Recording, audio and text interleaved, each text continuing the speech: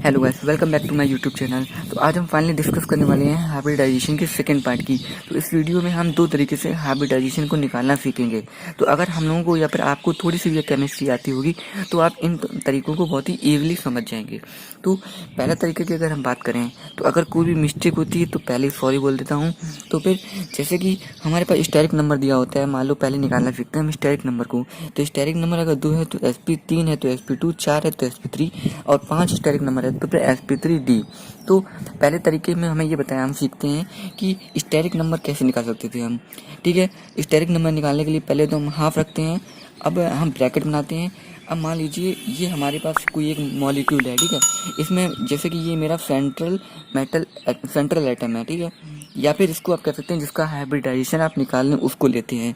तो इस एटम के वैलेंस शेल में जितने भी इलेक्ट्रॉन होते हैं, मतलब कि जिस सेंट्रल एटम में जितनी भी वैलेंस इलेक्ट्रॉन हैं उनको लेते हैं, ठीक है।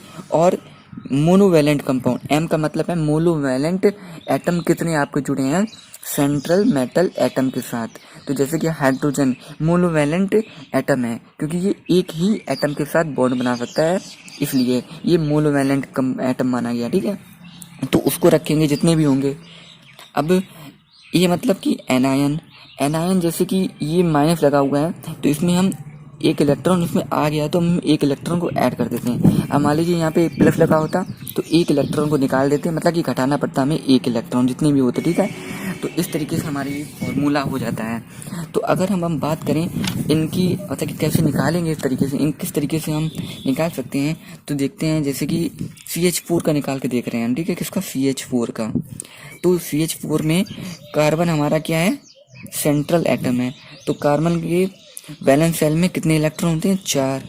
और इसके साथ कितने मोनोवैलेंट एटम जुड़े हुए हैं, हाइड्रोजन कितने हैं, 4, मतलब 4 मोनोवैलेंट एटम जुड़े हुए हैं। अब इस पर कोई चार्ज वगैरह है या कैटायन या एनायन नहीं है तो हम छोड़ देते हैं।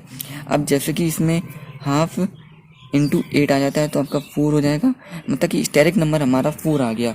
और 4 स्टेरिक नंबर आने का मतलब क्या होता है, sp3, मतलब कि कार्बन का जो हाइब्रिडाइजेशन है वो sp3 है।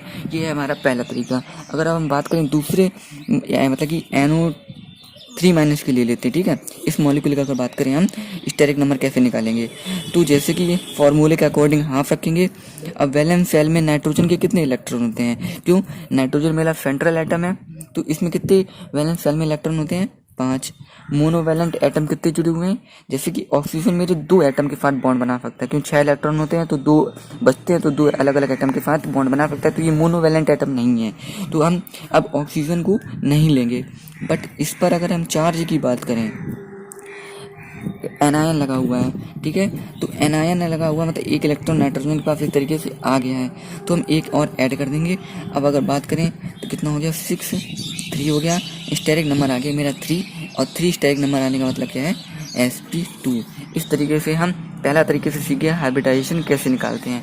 तो आप नॉर्मली हर एक सिंपल तरीके से हर एक में यही तरीका अप्लाई कर सकते हैं ज़्यादातर केसेस में। अब कुछ केसेस होते हैं उनके लिए हम थोड़ा हाई लेवल का कॉन्सेप्ट लगाते हैं, वो आप मतलब कि एवरेज तरीके से इस मेथड को समझिए और क्वेश्चन को सॉल्व कीजिए हाइब्रिडाइजेशन के लिए।